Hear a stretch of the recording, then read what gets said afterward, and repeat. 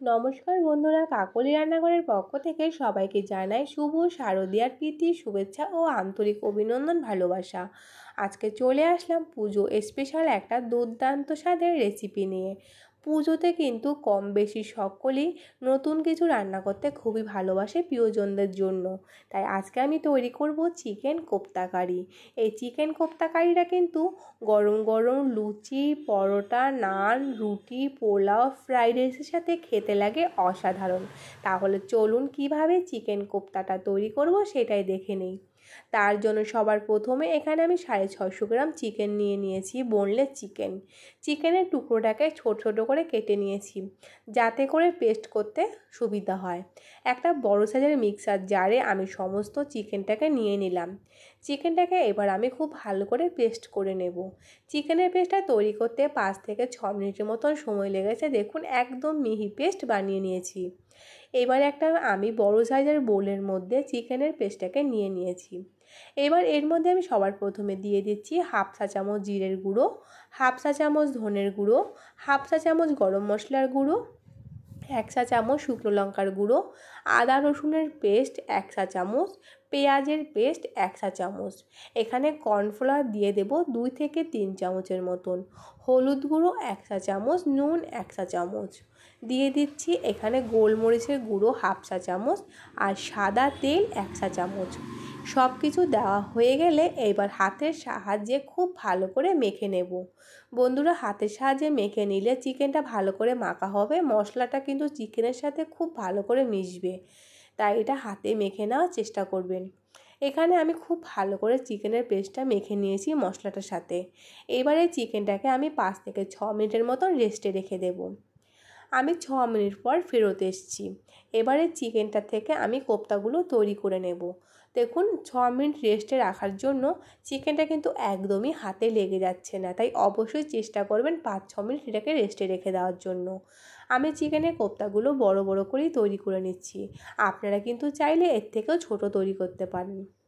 এখানে আমি একইভাবে সমস্ত চিকেন কোপ্তাগুলো তৈরি করে নেব। চিকেন কোপ্তাগুলো তৈরি করতে কিন্তু বেশি সময় লাগে না বন্ধুরা, আর করতে কিন্তু এটা খুবই ভালো লাগে। এখানে আমার সবগুলো চিকেন কোপ্তা তৈরি হয়ে গেছে। অন্যদিকে গ্যাস ওভেন জ্বালিয়ে আমি কড়াইতে তেল গরম বসিয়ে দিয়েছি। গ্যাসের ফ্লেমটা মিডিয়ামে রেখে চিকেন কোপ্তাগুলোকে দিয়ে দেব। চিকেন কোপ্তাগুলোকে দিয়ে আমি একটু লাল লাল করে ভেজে নেব। বন্ধুরা, এইভাবে চিকেন কোপ্তাগুলো কিন্তু শুধু শুধু খেতেও খুবই ভালো লাগে। আপনারা কিন্তু এই পুজোতে একবার হলেও আমার এই রেসিপি যদি ভালো লেগে থাকে এটা ট্রাই করবেন। আর সেটা কেমন হয়েছে আমাকে কমেন্টে জানাতে ভুলবেন না। ভালো লাগলে লাইক শেয়ারের অনুরোধ রইল। আর যে সকল নতুন বন্ধুরা আমার চ্যানেলে এখনও আমার চ্যানেলটিকে সাবস্ক্রাইব করেননি তাদের কাছে অনুরোধ, এরকম নিত্য নতুন সহজ ধরনের রেসিপি পেতে আমার চ্যানেলটিকে সাবস্ক্রাইব করে আমার পাশে থাকবেন। দেখুন কথা বলতে বলতে কোপ্তাগুলো ভাজা রেডি হয়ে গেছে। এবার আমি এই তেলের মধ্যে ফোড়নের জন্য দিয়ে দিলাম গোটা গরম মশলা, রয়েছে দারচিনি, এলাচ, লবঙ্গ আর 2টো তেজপাতা। ফোড়নটাকে 1 সেকেন্ডের মতন ভালো করে ভেজে নিলাম, এতে করে ফোড়নের থেকে ভালো একটা গন্ধ ছাড়তে আরম্ভ করবে। এবার আমি এর মধ্যে দিয়ে দিচ্ছি 1 চামচ আদা পেস্ট আর 1 চা চামচ রসুন পেস্ট। আদা রসুনের পেস্টটাকে দিয়ে আমি 2 মিনিট ভালো করে ভেজে নেব যাতে করে আদা রসুনের কাঁচা গন্ধটা চলে যায়। এবার আমি এর মধ্যে দিয়ে দিচ্ছি 3টে মাঝারি সাইজের পেঁয়াজের পেস্ট। পেঁয়াজের পেস্টটাকে দিয়েও আমি ভালো করে ভেজে নেব 2 থেকে 3 মিনিটের মতন। পুরো পেঁয়াজের কালারটা যখন চেঞ্জ হয়ে যাবে তখন এর মধ্যে একে একে আমি বাকি মশলাগুলো দিয়ে দিচ্ছি। 1 চা চামচ জিরের গুঁড়ো, 1 চা চামচ ধনের গুঁড়ো, 1 চা চামচ শুকনো লঙ্কার গুঁড়ো। দিয়ে দেব এর মধ্যে 1 চা চামচ হলুদ গুঁড়ো, 1 চা চামচ নুন। সব কিছু মশলা দেওয়া হয়ে গেলে মশলাটাকে ভালো করে কষিয়ে নেব যতক্ষণ না মশলা থেকে তেল ছাড়তে আরম্ভ করে। দেখুন মশলা থেকে তেল ছাড়তে আরম্ভ করেছে। এবার এর মধ্যে 50 গ্রাম ফেটিয়ে রাখা টক দই দিয়ে দেব। টক দই দেওয়ার সময় অবশ্যই গ্যাসের ফ্লেমটা একদম লোতে রেখে টক দইটা দেবেন, এতে করে দেখবেন টক দইটা ফেটে যাবে না। এবার আমি এর মধ্যে সামান্য একটু চিনি দিয়ে দিচ্ছি।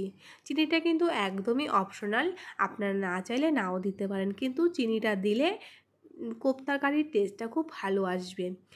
চিনিটা দিয়ে আমি আরও বেশ কিছুক্ষণ ভালো করে মশলাটা কষিয়ে নেব। মশলাটা দেখুন কষাতে কষাতে তেল ছাড়তে আরম্ভ করেছে আর পুরো কালারটা চেঞ্জ হয়ে গেছে, একটা দারুণ সুন্দর কালার এসছে। এবার আমি এই মশলাটা কষানো হয়ে গেলে এর মধ্যে দিয়ে দেব চিকেন কোপ্তা। চিকেন কোপ্তাটাকে দিয়ে আরও 5 থেকে 6 মিনিটের মতন কষিয়ে নেব।